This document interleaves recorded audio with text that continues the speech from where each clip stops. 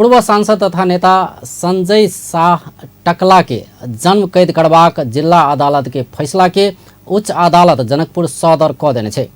जनकपुर धाम के संचार उद्यमी अरुण सिंघानिया हत्या मुद्दा में धनुषा जिला अदालत नेता शाह के जन्म कैद के फैसला केने छल। यह फैसला के उच्च अदालत जनकपुर धाम सिहो सदर क देलक अछि।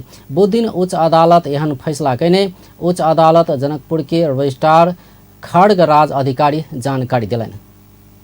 अदालतले मलाई लाग्छ जन्मको सजाय गरेको थियो कि अरू उसँग अब संलग्न भएको अरू केही व्यक्तिहरूलाई पनि जन्मकैद गरेको थियो, केही व्यक्तिलाई 10 वर्ष गरेको थियो, केहीलाई 3 वर्ष गरेको थियो। ती सबैको हकमा केहीलाई सफाई दिएको थियो।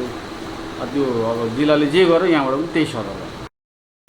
न्यायाधीश द्वय प्रमोद कुमार श्रेष्ठ आडाल कुमार खड़का के संयुक्त इजलास जिला के फैसला के सदर करैत आदेश दिलक अछि। ई मुद्दा में उच्च अदालत वकील कार्यालय के सह न्यायाधिवक्ता यदुनाथ शर्मा आ शाखा अधिकृत राजलाल यादव बहस केने छलथि। तहिना जाहेरवाला के दिशा अधिवक्ता विपिन कुमार झा आ हेम बहादुर कार्की बहस केने छलथि।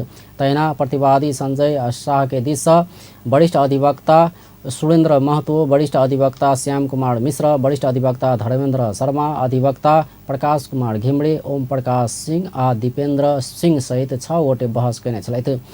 जनकपुर टुडे के संचार उद्यमी सिंघानिया के 2066 साल फागुन 17 गते गोली प्रहार कर हत्या भेल छल। ई मुद्दा में 2076 साल अखाड़ 17 गते जिला अदालत धनुषा आरोपी संजय शाह टकला सहित के जन्म कैद फैसला सुनाउने छल। शाह वही फैसला में असंतुष्टि जनबैत 2076 साल आश्विन 7 गते उच्च अदालत जनकपुर में पुनरावेदन केने छल।